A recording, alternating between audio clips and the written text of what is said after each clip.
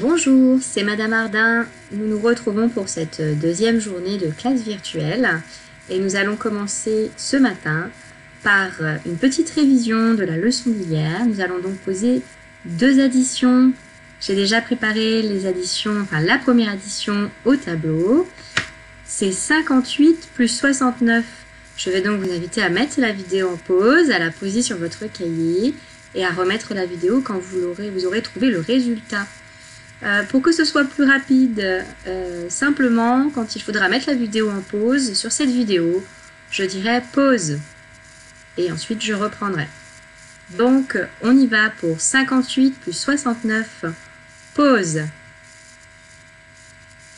Nous allons maintenant faire la solution.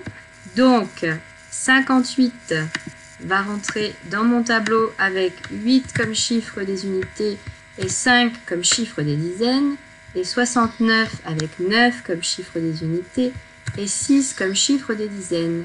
8 plus 9, cela fait 17. Je vais donc placer ici ma retenue dans la colonne des dizaines.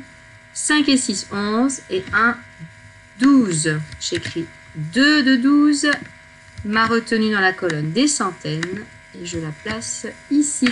Le résultat, 58 plus 69 égale 127. Et tout de suite, nous passons à la deuxième opération.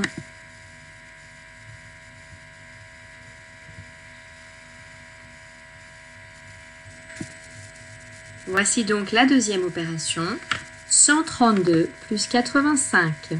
132 plus 85. Pause. Voici la solution. Pour placer 132 dans le tableau, nous aurons donc 2 unités, 3 dizaines et 1 centaine. 85 est composé de 5 unités et de 8 dizaines. Attention à ne surtout pas écrire un chiffre dans la colonne des centaines. Il n'y a pas de centaines dans le nombre 85. 2 plus 5, cela fait 7. 3 plus 8, cela fait 11. Je place le 1 des unités de 11 et je mets la retenue dans la colonne des centaines. Et je calcule ma colonne des centaines. 1 plus 1, cela fait 2. Le résultat, donc, 132 plus 85 égale 217. Je vous laisse maintenant deviner le sujet de la leçon d'aujourd'hui avec l'image que j'ai affichée. Quel est cet objet? Vous allez certainement trouver. Et si vous trouvez, vous allez me répondre, c'est une équerre. Donc attention à la prononciation et à l'écriture de ce mot. Je vais l'écrire pour vous ici. Équerre. Voilà, et nous allons zoomer un petit peu pour que vous puissiez bien voir l'écriture. Une équerre. Voilà pour l'objet qui est affiché au tableau. À quoi sert une équerre? Eh bien, à trouver s'il y a des angles droits dans une figure de géométrie ou même sur un meuble ou sur un objet, mais à trouver où sont les angles droits et si un angle est droit ou pas. Et on verra plus tard dans une autre leçon que l'équerre sert aussi à tracer des angles droits. Donc, l'équerre, vous n'en avez pas forcément chez vous, donc ce que je vais vous proposer, c'est d'en fabriquer une. Je vais donc agrandir un petit peu la vidéo où on me voit et je vais vous proposer la fabrication d'une équerre avec une feuille de papier. Donc préparez une feuille de papier à côté de vous. Ça peut être un papier de brouillon qui est déjà écrit, une feuille de journal, un morceau de publicité. Vraiment peu importe, la feuille n'a même pas besoin d'être rectangulaire, elle peut être carrée, arrachée, peu importe. Prenez une feuille de papier et je vous retrouve pour l'explication de la fabrication de l'équerre en papier. Voilà, donc avec votre petite feuille de papier de brouillon, vous allez d'abord la plier en deux. Alors vous n'êtes pas obligé de la plier exactement bord à bord, en deux parties égales, peu importe. L'important c'est de faire un pli sur la feuille en la pliant en deux parties. Voilà. Une fois qu'on a fait ce pli, on le garde bien devant soi et on va replier la feuille en deux. Mais cette fois-ci, je veux que mon pli soit vraiment bord à bord. Voilà, bord à bord. Et je fais un deuxième pli. Voilà ce que ça donne. Ma feuille est pliée en 4. Le premier pli, je l'ai fait au hasard, je n'ai pas fait attention. Et le deuxième pli, par contre, j'ai vraiment plié bord à bord sur mon premier pli. Et l'angle qui est juste ici, là, peu importe la forme de la feuille au départ, l'angle qui va être là, c'est-à-dire au niveau du deuxième pli que j'ai fait, eh bien c'est un angle droit. Et on peut l'utiliser pour mesurer les angles droits. Donc comme on a appris en classe, je vais dessiner un petit carré rouge sur cet angle. Et je viens de fabriquer une équerre avec une feuille de papier. Je peux maintenant mesurer des angles droits avec cette équerre. Si vous n'avez pas bien suivi, je vais refaire un exemple avec une plus grande feuille. On plie la feuille en deux.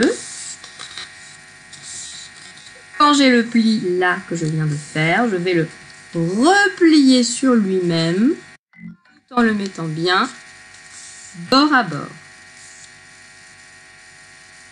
Et ici, j'ai l'angle droit.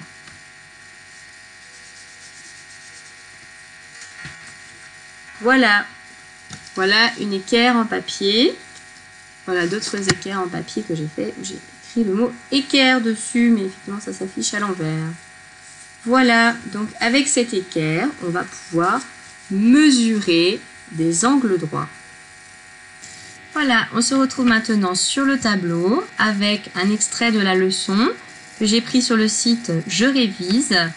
Et donc cet extrait de leçon, vous pourrez le retrouver en barre d'infos, en bas, avec la leçon, la vidéo qui correspond et des exercices à imprimer ou à faire directement sur l'écran de l'ordinateur. Donc, qu'est-ce qu'un angle droit? C'est le sujet de la leçon. C'est un angle particulier qu'on appelle l'angle droit et que l'on peut repérer facilement sur une équerre, car il se trouve toujours en face du côté le plus grand de l'équerre. Donc, vous voyez le côté le plus grand de l'équerre. Donc, évidemment, ça fonctionne pour des équerres plastiques ou métal, pas pour celles que je viens de vous apprendre à faire. Et le petit angle droit qui est juste en face et qu'on va noter avec ce petit carré rouge, ce petit L rouge. Alors maintenant, comment peut-on vérifier que l'angle est droit avec une équerre? Donc, c'est simple, on doit placer l'équerre, comme vous pouvez le voir, on place l'équerre juste là, sur les deux bords, les deux côtés de l'angle, les deux bords de l'équerre. Et si ça rentre parfaitement, comme c'est le cas ici sur cette image, eh bien, ça veut dire que l'angle est droit et je mets le petit signe, le petit L rouge à l'intérieur de l'équerre, de l'angle droit, pardon. Donc, voici différents angles. Donc, si je veux savoir si c'est un angle droit, je mets l'équerre. Je vois qu'ici, clairement, l'angle est trop grand, que l'équerre ne rentre pas parfaitement dedans. Ce n'est pas un angle droit. Ce deuxième angle, je vois que inversement l'angle rentre dans l'équerre, qu'il passe dessous. Ce n'est donc pas non plus un angle droit, cet angle est bien trop petit. Nous passons donc à un petit exercice. Donc dans cet exercice, vous avez 4 angles, A, B, C et D. Et je vais vous demander de faire une petite pause, de réfléchir si chacun de ces angles est un angle droit ou pas, d'écrire votre réponse éventuellement sur votre cahier ou votre feuille en mettant par exemple A est un angle droit, B n'est pas un angle droit, et à reprendre ensuite la vidéo pour la correction. Pause. Alors, nous revoilà pour la réponse. L'angle A n'est pas un angle droit, car comme vous le voyez, il rentre sous l'équerre, à l'intérieur de l'équerre. Si mon équerre n'est pas transparente, je ne verrai même pas ce côté de l'angle. L'angle B est bien un angle droit. Quelqu'un l'a déjà mesuré, l'a signalé par le petit L rouge que je vois. Je sais donc que cet angle est un angle droit. L'angle C n'est pas un angle droit, puisqu'on voit clairement que l'angle est plus grand, qu'il passe à côté de l'équerre et pas juste dessus. Et enfin, l'angle D est bien un angle droit. L'équerre rentre exactement à l'intérieur. Chacun des côtés est bien le long des côtés de l'équerre. Cet angle est donc un angle droit. Un deuxième exercice, voici une figure géométrique qu'on appelle un polygone. C'est un polygone parce que tous ses côtés sont tracés droit à la règle et que la figure est fermée. Ce polygone a 4 côtés. Vous voyez le côté AB, le côté BC, le côté CD et le côté DA. Et 4 angles, l'angle A, l'angle B, l'angle C et l'angle D. Parmi ces 4 angles, il y a un angle qui est un angle droit.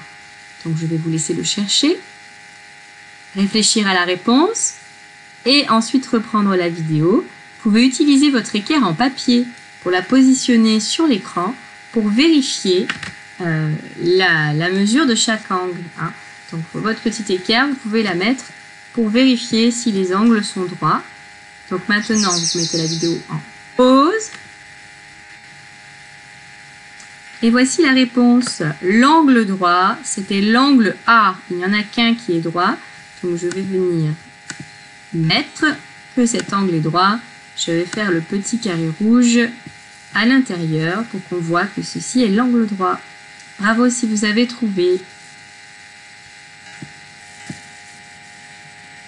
Je vous propose maintenant un troisième exercice. Il y a 4 angles qui sont dessinés sur le tableau. L'angle A, l'angle B, l'angle C, l'angle D. Parmi ces 4 angles, un seul est un angle droit. Donc je vais vous laisser le chercher, trouver la réponse et on se retrouve pour donner la réponse ensemble. Pause.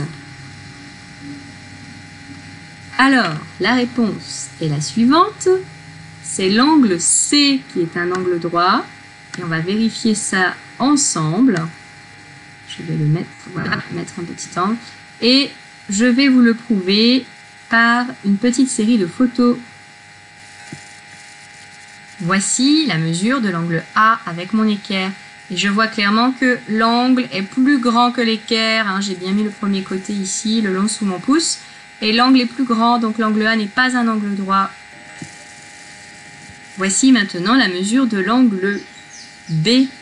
Donc on voit clairement que le côté de l'angle droit est ici, mais on ne voit pas le deuxième côté parce que l'angle est trop petit, le côté passe sous l'équerre, donc l'angle B n'est pas un angle droit. Voici la mesure de l'angle D. Donc l'angle D, de même, on voit qu'il y a le premier côté qui est le long de l'équerre, mais le deuxième passe en dessous, il est aussi trop petit, ce n'est pas un angle droit. Et voici enfin la mesure de l'angle C. On voit clairement que l'équerre rentre exactement à l'intérieur de l'angle. Les côtés de l'angle sont juste superposés sur l'équerre à l'endroit où j'avais décidé que c'était l'angle droit. Donc l'angle C est bien un angle droit.